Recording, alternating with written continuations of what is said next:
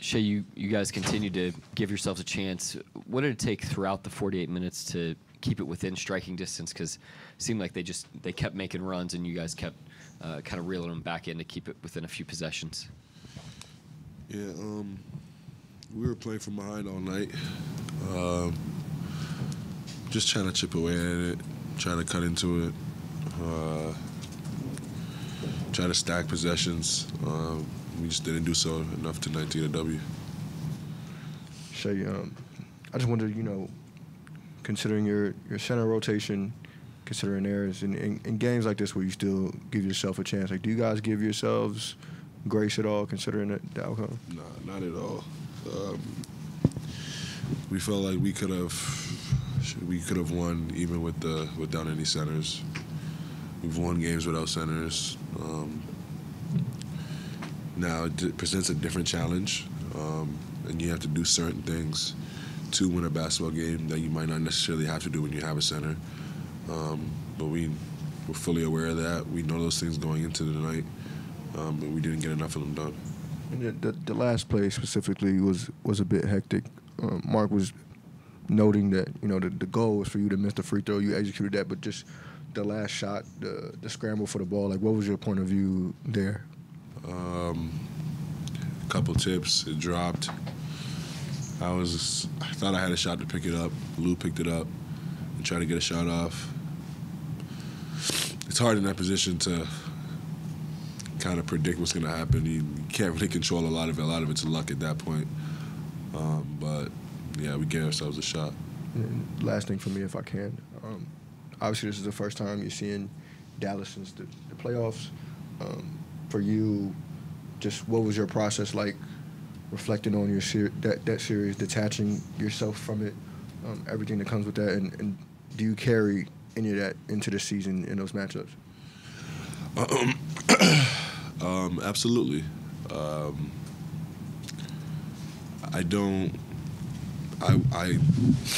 I wouldn't forget or try to forget. They beat us in 6 games. They beat us 4 times before. We beat them 4 times, and they did so for a reason. And I use that to get better individually and as a team. So now I definitely carried into the next season. I definitely learned the lessons from it, and not just against them, for every team we play, on how to be better on both ends of the ball. And you have to lose to win eventually, so forgetting those lessons wouldn't help us at all. Shai, what did you make of Dylan Jones and kind of his decision-making tonight? Yeah, he's getting his feet wet, getting more comfortable. He's better than he's been playing, but it's a lot for a rookie. The game comes at you so fast and so many things going on, especially when you're on like a winning team. So yeah, he's doing a great job. He's keeping his head. He's getting better. That's all you can ask for. Seemed like everybody wants to attack you. Obviously, you don't have your shot blockers. It looked like they had more success tonight. It wasn't just Kyrie. It was like Hardy and some other guys. Yeah. Looked like they were getting in the lane quite a bit tonight. Yeah, we got to do a better job of keeping them in front, so they don't get layups. That's first and foremost. But yeah, that's one of those things. Like, when you have a shot blocker, you can slip a little bit in your one-on-one defense because they can clean stuff up because of their size. And we don't have that luxury, so we had to be better in our closeouts and in our one-on-one defense, and we didn't do a good enough job of that tonight, for sure. Anybody else? Last one, Joel. Shai, just going back to the Dallas thing and your memory of it, I am just curious, like, how much of the summer did you maybe spend watching that series, and at what point did you maybe detach yourself from that at all? Yeah, I didn't watch any of it. I don't, because I was like, I played so many of the minutes, I didn't need to watch it. Like, I knew what was going on, what was happening. I could feel why we lost. And I gave myself like a couple weeks and then kind of dove into it. But yeah, I definitely used it to get better this summer. Thank you, Shai. I guess. What did you all do to keep making runs back at them when they would try to break away, and then what were they able to do to continue to kind of separate after you guys would cut it within like one possession? They just kind of beat us up, second chance points. Down the stretch, they got some big ones. I think if anything, it was kind of we had a bad start to the game. I think whenever you have a hard start, it's tough to overcome because now they're kind of in a flow, and you kind of like just fighting like an uphill battle the whole time. But yeah, I mean, you gotta kind of just stick with it. Like basketball's a game of runs. We're gonna make some. They're gonna make some. They just ended up kind of having that last run, and I think situationally we gave ourselves a pretty good chance to win the game. Mark has talked all week about playing teams with traditional centers and knowing that there will be possessions where you just give up some of those things that come with that just because of the situation now. Yeah.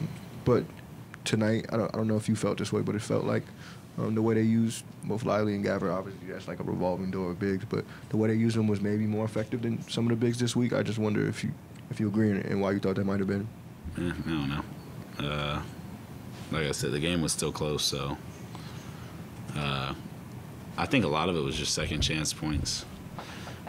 Every team's gotten tall buckets. Like, you kind of got to live with getting ducked in sometimes and giving up jump hooks and doing that. But when we give open shots to Kyrie, or we miss a block out or a rotation and that ends up in a three, or what I mean? Like, stuff like that is like the controllable stuff. But no, I don't think that was it. Yeah, and Mark was just in here saying that, where things went wrong tonight, it started on the perimeter. That's where your strengths have to be right now. I just wonder if there's anything specific you can point to there in the perimeter game, and if any plays stick out to you there. No, not any plays. I thought we could just been better on the ball. That's basketball. You have nights like that where stuff just doesn't go right. They played well on closeouts, and I think it just took too long.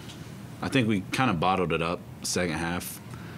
But yeah, first half, like I said, it was just slow. They were kind of beating us on a lot of closeouts and just like one-on-one principles. And I think that's why I was saying like the big buckets wouldn't be as loud if we could kind of control that. And it's kind of just the way it was. But I thought we course corrected pretty well second half.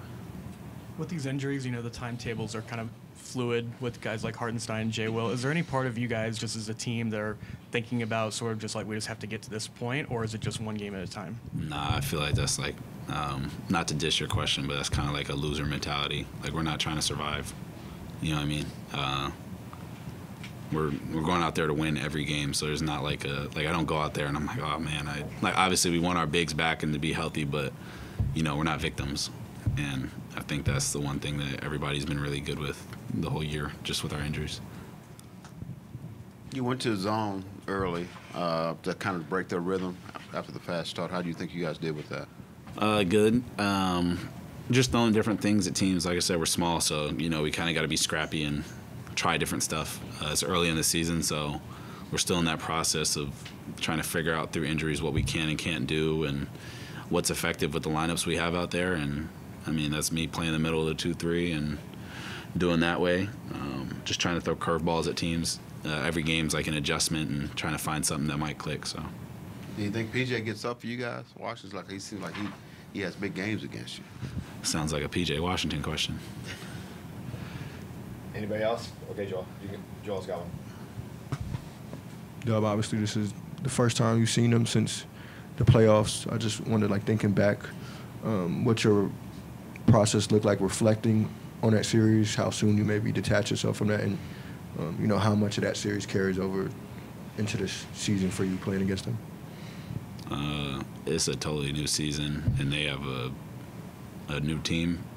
So, I mean, I already kind of reflected enough on the postseason.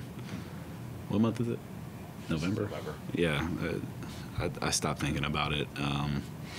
First game of the season, first training camp day. So, but it is always fun to play them because it's like a playoff game every time you play. So I think that definitely gives both teams reps of that, and it's always fun to have the atmosphere that we have and compete the way we do with them. So, Mark, the continued effort of your team to stay in this and the execution late, how would you kind of describe what you saw from your group?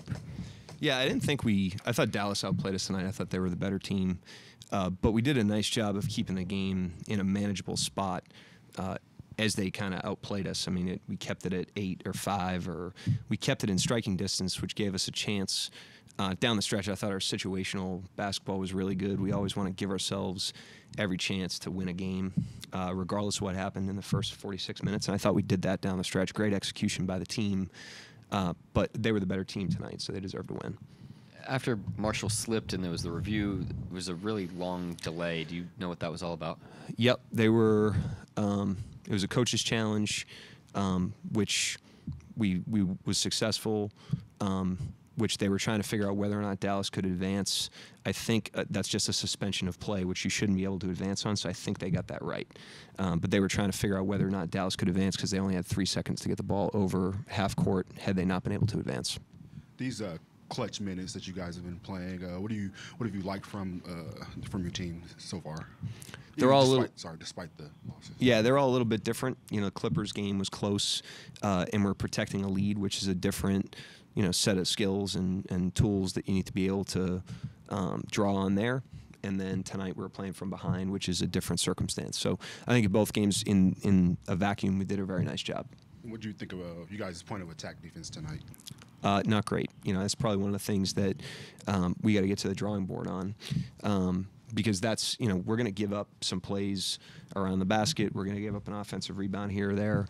We have to win the perimeter right now, and we've done that. What we've done all week is we've won the perimeter, and I thought Dallas won the perimeter tonight. You mentioned pushing guys out, not letting them get close to the rim.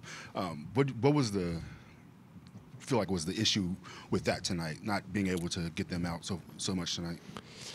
I think it started on the perimeter. That's where our strength has to be right now. And we've got really good defensive players. We've been really good all week. I thought tonight they were just a better, perimeter team. I thought they drove us and were able to kind of get the best of us there. And we're going to give up other advantages right now. So we really have to be able to bank those at the moment. But, they were 2 points better. It wasn't a huge score. So we were just a couple plays away, obviously, from being able to win the game. Yeah, I was going to ask because it looked like everybody wants to attack the rim against you. Looked like they were more successful at it, just driving the ball against you tonight. Yeah, I think point of attack defense in combination with early help. That's what's been kind of our calling card really all season. Not even in the last week, but it becomes more pronounced right now, and we've done it very well this week. So we're not one to overreact to one game, but we certainly need to understand where we can improve and learn from it and then go be a better team on Tuesday than we were tonight. What did you think of Dylan Jones's minutes tonight? I thought he brought great energy to the game. He didn't go in until the second quarter, and when he went in there, he kind of amped it up. He brought great physicality. He made good plays on offense. He kept the ball moving, and he gave us a spark in his minutes. I thought he did a really nice job. That was his best string of minutes, I think, maybe since Orlando. He's played really, he played really well tonight. Mark, the last sequence was a little hectic to really read. I just wondered, coming out of the timeout, what was the discussion there in terms of what you wanted and what you see unfold in those last few seconds? On the last play, we're down by 3. We're trying to get a 3 if we can.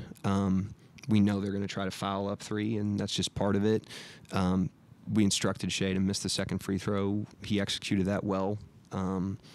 Sometimes guys miss the rim, they put it in the basket, and we got the ball back. Which you never want to be down 3 or down 2 with 4 seconds at the free throw line. But if you are, that's how you want to draw it up, and we gave ourselves a little bit of a chance there.